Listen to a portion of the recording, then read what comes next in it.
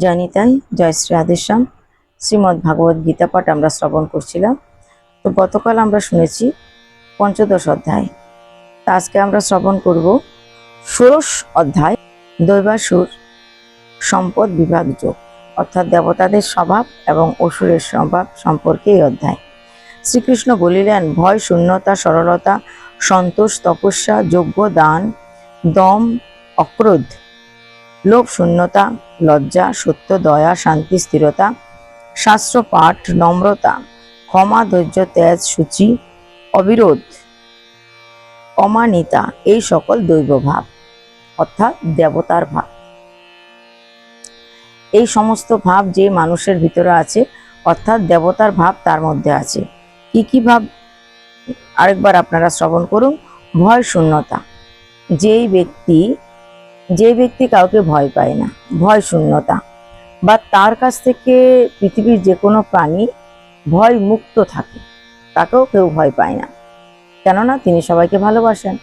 তিনি সবাইকে যেহেতু ভালোবাসেন, পরহিংসা, পর নিন্দা কোনো কিছুই করেন না, তাহলে জগৎ সংসার তার কাছ থেকে ভালোবাসা পাওয়ার কারণে ভয় মুক্ত থাকে। তাই তিনি যেরকম কাউকে ভয় দেখান না, তিনি কাউকে সেরকম ভয় পানও না, কারণ তিনি নিজে শক্তি সামর্থ্যবান।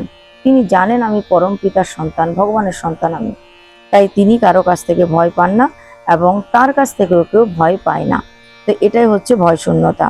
সরলতা, রামচরিত মানসে তুলসীদাস বলেছেন, নির্মল মঞ্জন সো মোহে পাওয়া, মোহে কপট ছল ছেদ নিহি ভাওয়া। কপট থাকলে, ছেদ থাকলে, হিংসা ভাব থাকলে কেউ ভগবানকে পায় না। যদি সরলতা থাকে, সরল ব্যক্তি ভগবানকে তাড়াতাড়ি পায়। যেমন দেখুন, ভগবান শ্রীকৃষ্ণের বাঁশি বড় সরল, এতই সরল, তার ভিতরে কিছুই নেই, কিন্তু যদি বাঁশির ভিতরে কিছু থাকে তাহলে বাঁশিটা সুন্দরভাবে বাজবে না। তাই বাঁশির ভিতরে কিছু নেই বলে, বাঁশি সরল বলেই বাঁশিকে যেমন বাজানো হয় ঠিক তেমনি ভাবেই বাঁশি বেজে উঠে, বাঁশি আপন সুরে বাজে। অর্থাৎ বাঁশি তার নিজের অনুযায়ী বাজে না, তাকে যেভাবে বাজানো হয় সেভাবে সে বেজে উঠে, এত সরল। তাই যে ব্যক্তি খুব সরল হবে, ভগবান শ্রীকৃষ্ণ তাকে যেভাবে চলায়, যেভাবে বলায়, যেভাবে তার চিন্তা ভাবনা করে, ঠিক সেভাবেই তিনি বলবেন। সে কারণে তার ভিতরে সরলতা থাকে। তাই ভগবানের ভক্ত যার ভিতরে দৈব ভাব আছে সে সরল হয়। সন্তোষ, ভগবানের কাছ থেকে সে যতটা পেয়েছে বা ভগবান কৃপা করে তাকে যতটা দিয়েছে, সে তাতেই সন্তুষ্ট থাকে। অধিক পাওয়ার কোনো ইচ্ছা বা কামনা তার থাকে না, কেননা অধিক পাওয়ার ইচ্ছা করতে গেলে তার ভিতরে রজগুণ বেশি হবে, রজগুণ কর্মে প্রবৃত্ত করে। আর যদি আলস্য প্রমাদ থাকে তাহলেও হবে না, তাহলে সে কর্ম বিমুখ হয়ে যাবে আর ভগবানের কাছ থেকে দূরে সরে যাবে। তাই এখানে কি বলছে, সন্তুষ্ট থাকে সে। তাই ভগবান যা দিয়েছে, যেটুকু তার আছে সেটুকুতে সে তৃপ্তি অনুভব করে এবং সুখ পায়। তপস্যা, সেই ব্যক্তি অর্থাৎ দৈব ভাব যার মধ্যে আছে সেই ব্যক্তি সদা সর্বদা প্রত্যেক দিন তপস্যা করতে থাকে। তপস্যা করে, ভগবানের নাম জপ করে, ভগবানের বিগ্রহকে পূজা করে, অর্চনা করে, প্রণাম করে, বন্দন করে। এভাবে সে কলিযুগে তপস্যায় রত থাকে। যজ্ঞ করে, প্রত্যেক দিন যজ্ঞ করে সে ব্যক্তি। কিভাবে যজ্ঞ করে? কলিযুগে তো নাম যজ্ঞের মহানতা শ্রীমন মহাপ্রভু এই কলিযুগে জীবের জন্য নাম যজ্ঞ দিয়েছে। ইট কাঠ দিয়ে হোম যজ্ঞ দেননি, তিনি কি দিয়েছেন? নাম যজ্ঞ। হরির নাম, হরির নাম, হরির নাম কেবল কলনাস্তিব, কলনাস্তিব, কলনাস্তিব গতির অন্যথা। কলিযুগে নাম ছাড়া গতি নেই, তাই তিনি নামকে প্রাধান্য দিয়েছেন এবং কলিযুগে এই নাম যজ্ঞ করার কথা বলা হয়েছে। তাই দেখবেন এই কলিযুগে সব থেকে বেশি যে যজ্ঞের কথা শোনা যায় সেটা হচ্ছে হরি নাম মহামন্ত্ররূপ নাম যজ্ঞ। এই যজ্ঞ যারা করেন, এই যজ্ঞ যারা নিজেদের বাড়িতে করেন অথবা পাড়া প্রতিবেশী সবাই একত্র হয়ে করেন, সেই নামযজ্ঞের মহিমা এতই অপার, তার শুধু গ্রাম বা দেশ নয়, বিশ্ব সংসারে শান্তি স্থাপন করা হয় নামযজ্ঞের মাধ্যমে। তাই যজ্ঞ করতে বলেছে। দান, যে যেখানে আছো, যে পরিস্থিতিতে আছো, যে জায়গায় দাঁড়িয়ে আছো, সেই জায়গায় দাঁড়িয়ে তোমার সামর্থ্য অনুযায়ী তোমার আয়ত্তের ভিতরে যেটা আছে সে পরিমাণ তুমি দান করো। দম, সহ্য করো, অর্থাৎ সহনশীলতা, অপরের আছে তোমারও থাকতে হবে এরকম কথা নেই, সহনশীলতা রাখো। অক্রোধ, ক্রোধ হচ্ছে আমাদের কলির জীবের প্রধান শত্রু, আর ক্রোধ হচ্ছে কলির একজন প্রধান সেনাপতি। কলি মহারাজ এই ক্রোধকে সঙ্গে নিয়েই বিশ্ব সংসার জয় করার জন্য নেমেছেন। তাই ভজন পথের যেই দোষটা আমাদের সব থেকে প্রধান, সেটা হচ্ছে ক্রোধ। এই ক্রোধের কারণে বারবার আমরা অনেক পুণ্য করা সত্ত্বেও সমস্ত পুণ্যটাকে নষ্ট করে ফেলি, কেবলমাত্র ক্রোধের কারণে।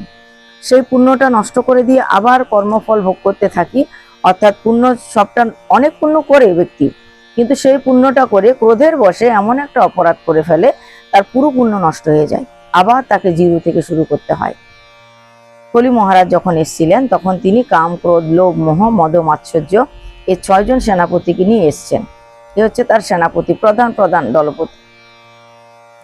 তো এই ক্রোধ নামক বস্তুটা যার মধ্যে আছে, যার প্রতি ভারী হয়, যে ক্রোধকে কন্ট্রোল করতে পারে না, সেই ব্যক্তি কিন্তু অনেক পুণ্য করা সত্ত্বেও ভগবানের প্রকৃত কৃপা লাভ করতে পারে না।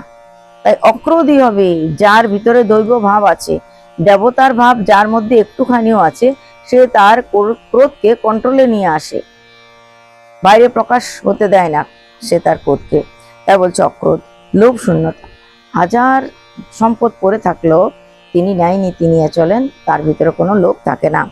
তারপরে কি আছে? লজ্জা। তার ভিতরে লজ্জা আছে। কিসের লজ্জা? যদি আমি পাপ করি, যদি আমি অপরাধ করি, সমাজ আমাকে ধিক্কার দেবে, এই লজ্জা আছে। আর কি আছে? সত্যবাদিতা, সে সদা সর্বদা সত্য কথা বলে এবং অন্য সত্য কথা বলুক সেটা তিনি পছন্দ করেন। শান্তিপ্রিয় তিনি, তাই শান্তি স্বভাব, তিনি শান্তি স্বভাব ভালোবাসেন, নিজে সহ্য করে যান তবু পরিস্থিতিকে অন্যদিকে মন নিতে দেন না। শান্তি স্বভাব। স্থিরতা, তিনি ধীর স্থির হন, চঞ্চল তার হৃদয় হয় না। শাস্ত্র পাঠ করেন নিয়মিত সেই ব্যক্তি, কোনো না কোনো শাস্ত্র, শ্রীমদ্ ভাগবত গীতা হোক, শ্রীমদ্ ভাগবত হোক, কিংবা অন্য অন্য শাস্ত্র, রামায়ণ মহাভারত, কত কত শাস্ত্র আছে, যে কোনো শাস্ত্র তিনি শ্রবণ করেন অথবা পাঠ করেন। নর্মতা, তার ভিতরে সভ্যতা আছে, নর্মতা আছে, তার ভিতরে অপরকে সম্মান করার ক্ষমতা আছে। ক্ষমা করে দেওয়া, কোনো ব্যক্তির তার উপরে অন্যায় করেছে, অবহেলা করেছে, তাকে তাকে খারাপ কিছু বলেছে, কিন্তু সেই ব্যক্তি তাকে ক্ষমা করে দেন, সেই ক্ষমাশীলতা তার মধ্যে আছে। ধৈর্য, ধৈর্য দেবতার একটা প্রধান সম্পদ, তাই ধৈর্য গুণটা তার মধ্যে আছে। তেজ আছে। শুদ্ধিকরণ, ভিতরে বাহিরে পবিত্রতা, স্নান করে সে শুদ্ধ হয়, পরিষ্কার ধোয়া কাপড় চোপড় করে, মনটা, অন্তঃকরণটা নির্মল রাখে, মনে মনে সে কারো খারাপ চিন্তা করে না। অবিরোধী, এই স্বভাবটা দেবতার মধ্যে আছে। তাই যে মানুষের মধ্যে এই স্বভাবটা আছে সেই দেবতার ভাব নিয়ে জন্মগ্রহণ করছেন। অমানিতা, এই সকল হচ্ছে দৈব ভাব। এই যে সব গুণের কথা বললাম, এখন শ্রবণ করলাম, এগুলো হচ্ছে দেবতার ভাব। এই ভাবগুলো নিয়েই জন্মগ্রহণ করে মানুষ, বা যে মানুষ জন্মগ্রহণ করে তাকে বলা হয় দৈব ভাবযুক্ত মানব। আজকে এই পর্যন্তই শ্রবণ করলাম, কালকে আবার এখানের পর থেকে শ্রবণ করব। জয় নিতাই, জয় শ্রী রাধেশ্যাম।